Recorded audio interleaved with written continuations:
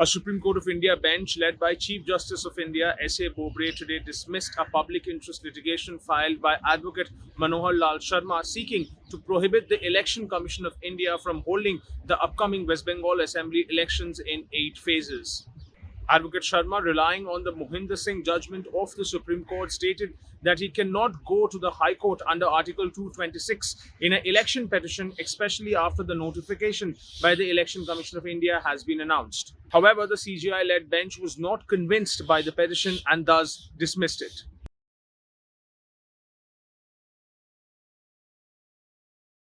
A Justice Ashok Bhushan-led bench of the Supreme Court today stayed the arrest warrants issued by a magistrates' court in Kolkata against Bengal BJP leader and former IPS officer Bharati Ghosh.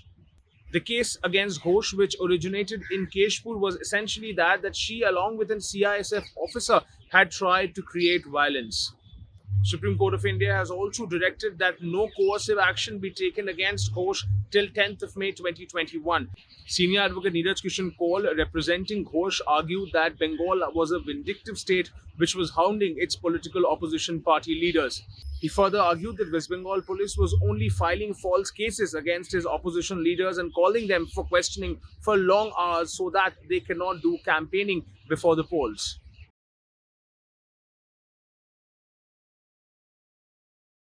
Well, while hearing a public interest litigation today which sought to have a video conferencing or virtual hearing in all courts and tribunals across India, Chief Justice of India S.A. Bobde informed the petitioner, Advocate Manohar Lal Sharma, that he cannot entertain the petition at the very moment. However, the plea would be kept pending since the Supreme Court E-Committee will be taking a decision in this regard very soon, and the same will be informed to Advocate Sharma as well.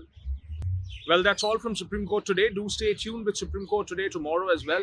And don't forget to like and share barandbench.com.